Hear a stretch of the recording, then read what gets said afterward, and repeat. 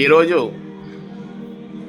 మనము ఆంధ్రప్రదేశ్ రాష్ట్ర మైనార్టీ విభాగ ఉపాధ్యక్షులు షేక్ జిలానీ బాషా గారితో ముఖాముఖి చర్చలో వచ్చాము. ముందుగా వారికి అస్సలాము అలైకుం. జిలానీ బాషా గారు, ఈరోజు జాతీయ మైనారిటీ హక్కుల దినోత్సవ సందర్భంగా మీకు కొన్ని వివరాలు అడుగుతాము. దయచేసి దానికి సరైన సమాధానం ఇవ్వాల్సిందిగా అలాగే కోరుతున్నాము. ముఖ్యంగా ఈరోజు మైనార్టీల పైన జరుగుతున్న సమస్యలపైన, అరాచకాలపైన ఏ విధమైన సహాయ సహకారాలు మీరు అందిస్తున్నారు? నేడు మైనార్టీ హక్కుల దినోత్సవం పట్ల మీ అభిప్రాయాన్ని తెలియజేయండి.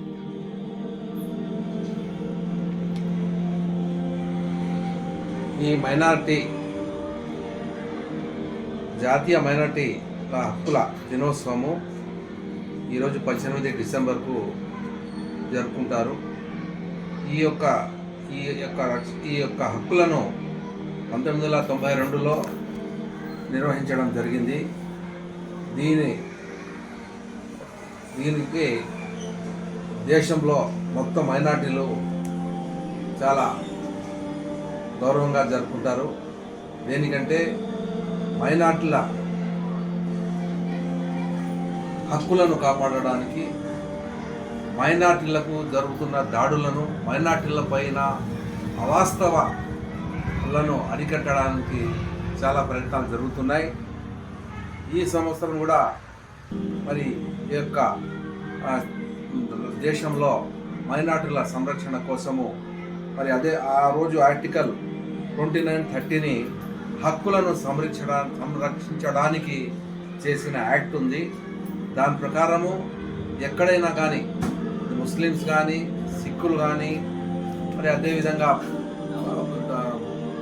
క్రిస్టియన్స్ కానీ వాళ్లకు ఎక్కడైనా అన్యాయంగా వారిపైన దౌర్జన్యాలు జరిగినా, అన్యాయంగా వాళ్ళ మతపరమైన విషయాలపైన కూడా ఏది లేనిపోని అపోహలు కలిగించడం, ఒకవేళ కలిగించి ఉంటే లేకుంటే కలిగించబోతుంటే కూడా మనం ఆర్టికల్ 2930 ప్రకారము ప్రభుత్వం వారిపైన చర్యలు తీసుకోవడానికి వెనుకాడదు. కాబట్టి ఈరోజు దేశంలో కొందరు మత ఛాందస్తవాదులు, అది ఏ కులానికైనా కానీ, ఏ కులస్తులైనా కానీ, మత ఛాందస్తు వాళ్ళ కులాల యొక్క వాళ్ళు ప్రార్థనా మందిరాలు, అది మసీద్ కానీ, మందిరం కానీ, చర్చ్ కానీ, ఏదైనా కానీ దానిపైన లేనిపోని అభినందనలు వేసి వాళ్ళు మనుషులను రెచ్చగొట్టి రాజకీయ లబ్ధి పొందడానికి మరి ఈ యొక్క దేశంలో ఇప్పుడు జరుగుతున్న రాజకీయ కుట్రలు, కుతంత్రాలను అరికట్టాల్సిన అవసరం ఎంతైనా ఉంది.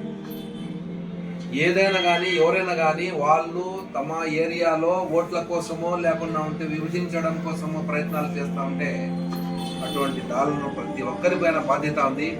అది హిందువులు కానీ, ముస్లిం కానీ, క్రిస్టియన్లు కానీ, జైన్లు కానీ, ఎవరైనా కానీ మతాలను గురించి చెప్పకుండా ఎవరి మతం వాళ్ళకి ఇష్టం, ఎవరి మతం వాళ్ళు ప్రేమించుకోండి, డెవలప్మెంట్ చేసుకోండి. ఈ భారతదేశము ప్రపంచవ్యాప్తంగా అన్ని దేశాల కంటే చాలా గౌరవప్రదమైన దేశం ఇది మన భారతదేశం. భారతదేశంలో ప్రతి జాతికి గౌరవం ఉంది. ఎవరైనా ఎవరికైనా ప్రార్థన చేసుకోవచ్చు. అటువంటి హక్కులు కలిగిన ఈ భారతదేశంలో ఈ యొక్క భారతదేశం యొక్క ఔన్నత్యము, ఈ భారతదేశం యొక్క ప్రతిష్ట అంతా మరి అన్ని కులాల పైన నడుచుకుంటూ, అందరినీ కలుపుకుంటూ, అందరికీ గౌరవించడం అనేది భారతదేశం యొక్క చరిత్ర. ఇది ఈ చరిత్రలో ఎవరు వచ్చినా కాలిపోతారు కానీ బాగుపడేది ఏముండదు. మతాలకు రెచ్చగొట్టి చేస్తే అది ఏ పార్టీ అయినా కానీ, ఏ కులమైనా కానీ వాళ్ళకు భవిష్యత్తు ఉండదు.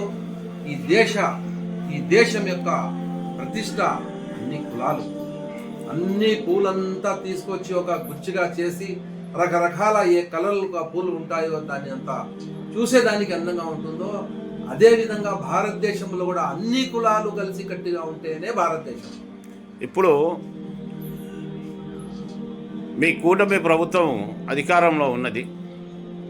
గతంలో అధికారంలో ఉన్న పార్టీ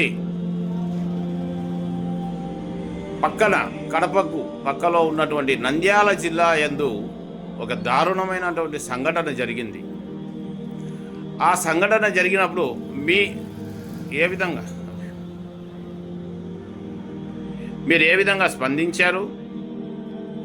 అలాగే ఇప్పుడు మీరు వారికి ఏమైనా సహాయ సహకారాలు మీ ప్రభుత్వం వచ్చింది కాబట్టి ఏమైనా అందించగలరా? మీరు చెప్పేది నంద్యాల సంఘటన అబ్దుల్ సలాంది. అబ్దుల్ సలాం వచ్చేసి అతని పైన కొందరు వ్యక్తులు లబ్ధి కోసము, ఆస్తుల కోసం అయితేనేమి వాళ్ళ ఆధిపత్యం చెలాయించుకోవడానికి పోలీస్ వారి దగ్గర లేనిపోని అపనిందనలు పెట్టి వాళ్ళను హింసించి చివరికి వాళ్ళు ఆత్మత్యాగం చేసేదాన్ని కూడా వాళ్ళంతా పూనుకొని ఫ్యామిలీ మొత్తము వాళ్ళంతా రైలు పట్టాల పైన పండుకొని వాళ్ళు భయభ్రాంతులతో ఇక్కడ మనము బతకలేమో, పోలీసు వాళ్ళ హరాస్మెంట్స్ ఎక్కువైపోయినాయి మాకని చెప్పి వాళ్ళు రైలు పట్టాల పైన పడి చనిపోవడం జరిగింది. చాలామంది దిగ్భ్రాంతి చెందినారు. దానికి ఒక కులం లేదు, మరి దానికి మానవత్వం పూర్తిగా క్షీణించింది. అక్కడ మానవత్వం ఎప్పుడైతే దిగజారిందో ఈ క్రూరత్వం అనేది ప్రబలించబడుతుంది. కాబట్టి ఈ సంఘటన అందరికీ చాలా బాధ కలిగించింది. ప్రతి ఒక్కరూ దానిపైన స్పందించి దాన్ని న్యాయం చేయాలని చెప్పి అందరూ ప్రయత్నాలు చేసినారు. మరి ఇప్పుడు కూడా అటువంటి వ్యక్తులకు మా ప్రభుత్వం వచ్చిన తర్వాత కూడా మా నాయకులైతే మనమైతేనేమి వాళ్ళకు ఓదార్చి ఎంతవరకు సహాయం చేయగలమనే ఆలోచనతో తప్పకుండా ఆదుకుంటాము. దీనికి ఖచ్చితంగా చంద్రబాబు నాయుడు గారు కూడా, లోకేష్ గారు కూడా చాలా బాధపడినారు. మరి అదేవిధంగా ఇంకా భవిష్యత్తులో ఇటువంటి జరగకూడదని చెప్పి అటువంటి వాళ్లకు ఖచ్చితంగా తగినంత శిక్ష పడాల్సిందే. మనం వదిలేది ఏం లేదు. ఇటువంటి రౌడీజాలు, ఇటువంటి ప్రోత్సాహాలు, పోలీసు వాళ్ళు కూడా ఇటువంటి వాళ్ళను అప్పుడు ప్రోత్సహించకూడదు. ఇప్పుడు కూడా ఇటువంటి దానిలో ఎప్పుడు కూడా ఒక జీవితాలతో చెలగాటం ఆడే ప్రయత్నాలు చేయకూడదు ఎవరు కూడా అని చెప్పి ఇప్పుడు చంద్రబాబు నాయుడు గారు అయితేనేమి, లోకేష్ గారు అయితేనేమి కఠినంగా ఇటువంటి దానిపైన అనగదొక్కడానికి సిద్ధమైనారు.